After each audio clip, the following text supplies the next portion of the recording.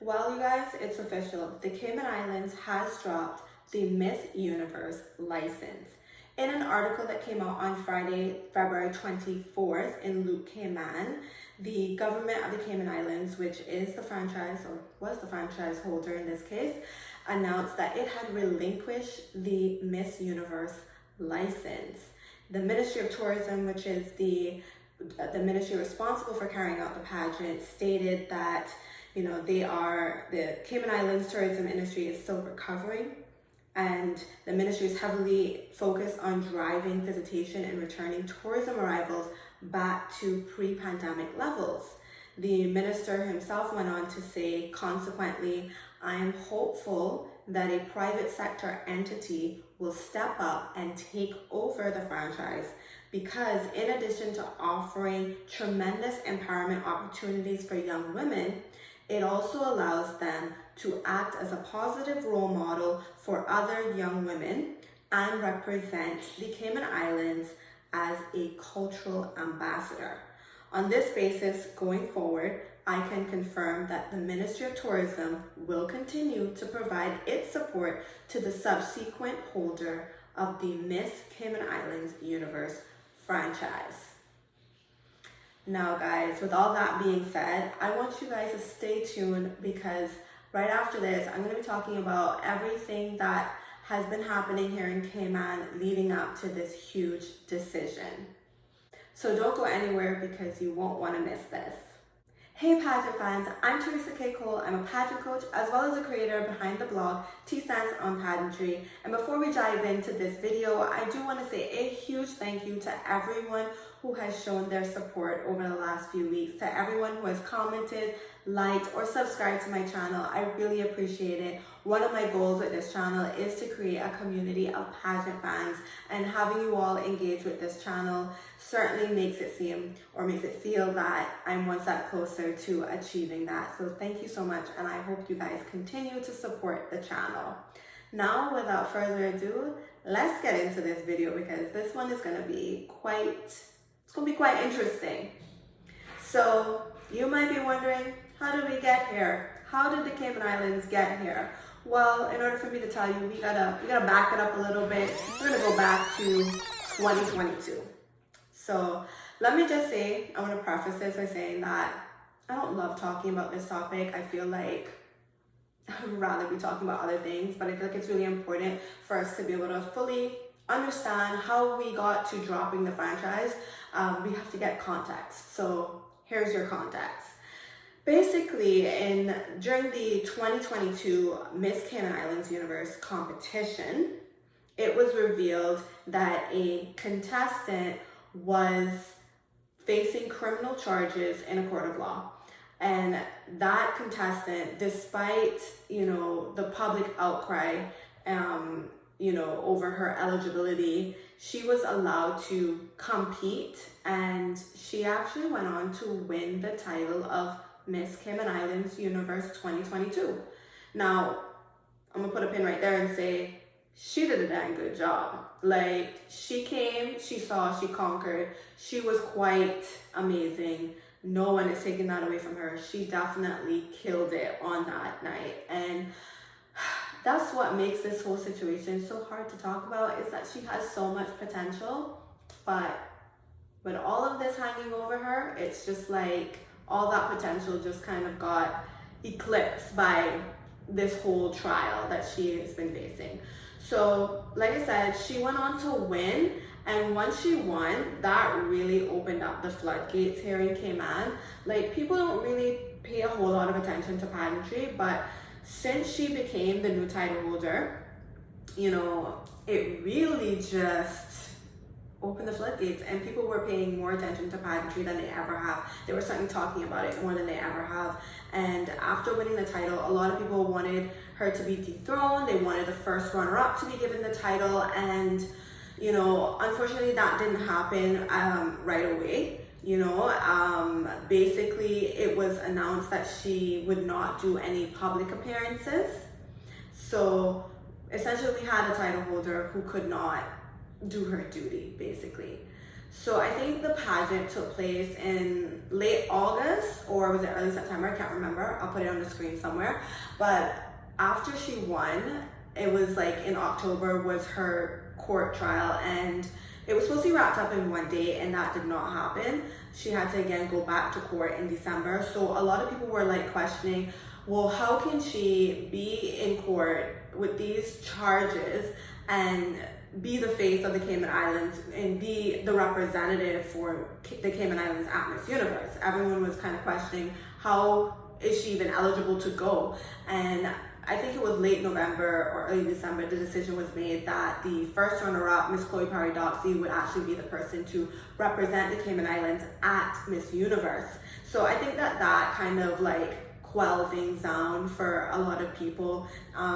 You know, this case with the actual winner, Miss Tiffany Connolly, it went international basically. A lot of people, a lot of media picked it up around the world. So it was a huge concern for the Cayman Islands, definitely a huge, you know, reputational risk. And so to have someone who is essentially supposed to be an ambassador for our country facing these kind of charges that she was facing, it really did not sit well with the people of the Cayman Islands, and a lot of people just wanted to have the situation rectified as quickly as possible, but we didn't get that, you know.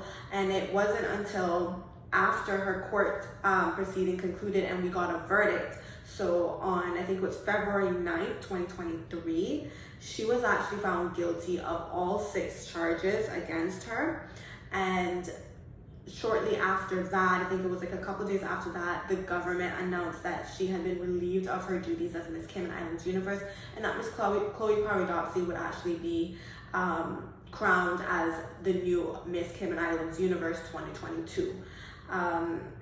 During that announcement, the government, you know, pretty much said that because of the contract that they had with Miss Universe, they couldn't act any sooner in removing Miss Connolly, which to me was a bit surprising that we would even have a contract like that. So apparently the contract stated that we had to get permission from the Miss Universe organization before we could dethrone her. And I thought that was a bit weird, because I've definitely heard of cases where other people have been dethroned for, you know, just around the world for far less serious things.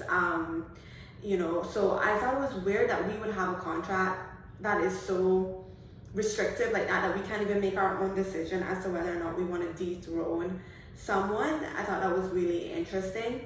And of course the government as well was, their hands were tied. You know, they didn't like that we have had this contract.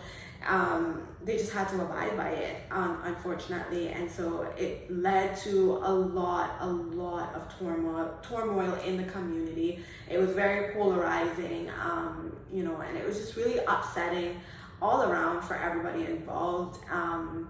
You know, and just really unfortunate that we had to go through this whole situation. And so also in that press conference where they announced that Miss Connolly had been relieved, you know, they were also looking at the fact that Miss Universe now has a new owner, and that person, and she's been making a lot of changes, and some of the changes, they said they didn't know what all the changes would be, so that was very concerning to them. So at that time they had said that they were considering whether or not they would actually keep the franchise. And so when they announced that they had given it up, it didn't come as a surprise to me, because, you know, they had said that they were considering giving it up. And, you know, again, this all just stems back to Anne and like all of the decisions that she is currently making. It just kind of coming across so haphazardly, you know, and it's creating so much distrust that people around the world, or franchise holders and national directors, they're rethinking whether or not they want to keep this franchise and whether or not it's worth it to them. And, you know, throwing this whole bidding thing into the works and telling national directors that they have 2 days or, you know, insufficient time really to bid on their license is unrealistic and unfair. So, And if you know anything about a government and how governments work, it's governments, they take their time, they have a lot of processes. They can't just turn things around very quickly. So I fully understand where the government is coming from in this case. And I personally feel like they made the right decision in giving it up. I know that a lot of people won't agree with me, but I feel that,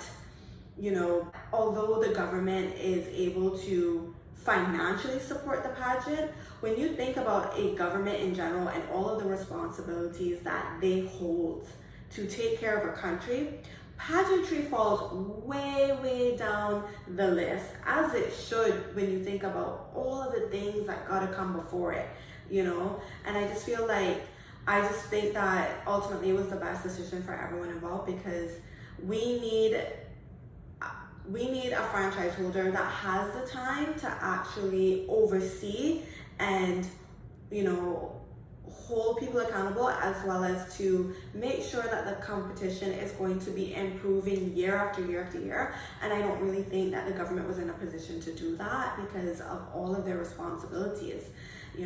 And I know some people said, like, oh, why don't they just change the organizing committee who was responsible for putting on the competition? They could do that, yeah, sure, but who's to say a few years down the line that we wouldn't end up back in the same or similar predicament, because the government just doesn't have the time as a franchise holder to oversee every detail of the competition and to make sure that it's being run in the best way possible for everyone involved. I feel like if a private entity or person were to take it up, because they would be putting in their own money, their own time and resources and energy and all of that, I really feel like they would put more into it, and they would make sure that each year they're improving, because they have a lot on the line, versus having a government hold on to it and not really be able to oversee it in the way that, give it the attention that it really needs to have, unfortunately. So to me, I'm cautiously optimistic about the outcome, about what's gonna come next.